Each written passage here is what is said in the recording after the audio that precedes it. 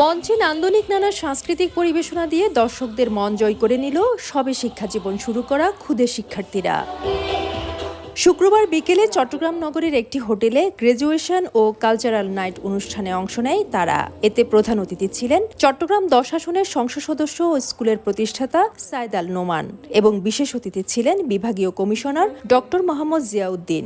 তথ্য প্রযুক্তি নির্ভর পাঠদান এবং শিক্ষাবান্ধব পরিবেশের কারণে আস্থা বাড়ছে বলে জানান অভিভাবকরা। And I'm very happy because the school is doing so well and it has such amazing facilities. The venue is also অনেক ভালো, তো ওভারঅল স্টার্ট অনেক ভালোই হচ্ছে। অতিথিরা তাদের বক্তব্যে বলেন, আধুনিক অন্তর্ভুক্তিমূলক ও বৈষম্যহীন শিক্ষা ব্যবস্থা গড়ে তুলে দক্ষ মানব সম্পদ তৈরিতে সরকার কাজ করছে। ছোট ছোট শিশু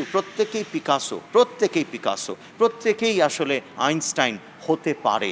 কেননা আমার এবং প্রান্তিক পর্যায়ের অর্থাৎ যে এই মুহূর্তে লেবার দিয়ে তার জীবিকা নির্বাহ করে, রাস্তায় কাজ করছে, দোকানে কাজ করছে, তার সন্তানের সাথে আমার সন্তানের পার্থক্যটা কোথায়? এই প্ল্যাটফর্ম দেওয়ার মধ্যে।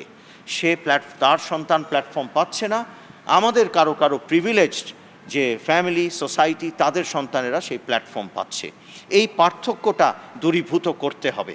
আমরা অনেকেই স্বপ্ন দেখি, কিন্তু সেই স্বপ্নটা আসলে সত্যিকারভাবে কি হয়ে উঠে সেটা আমি এই স্কুলটাকে দেখে এবং এই ইস্ট ডেল্টা ইউনিভার্সিটিকে দেখে বুঝতে পারলাম যে কখনো কখনো ড্রিমস কামস ট্রু। আমাদের ভবিষ্যৎ যারা নেতৃত্ব, আজকে আমাদের সন্তান যারা এই স্কুলের ছাত্র, তারা জানতে পারবে আসলে আমাদেরকে কোথায় গিয়ে পৌঁছাতে হবে।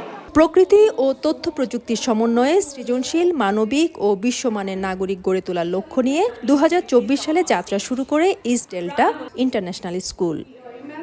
ফেরদৌস লিপি, সময় সংবাদ, চট্টগ্রাম।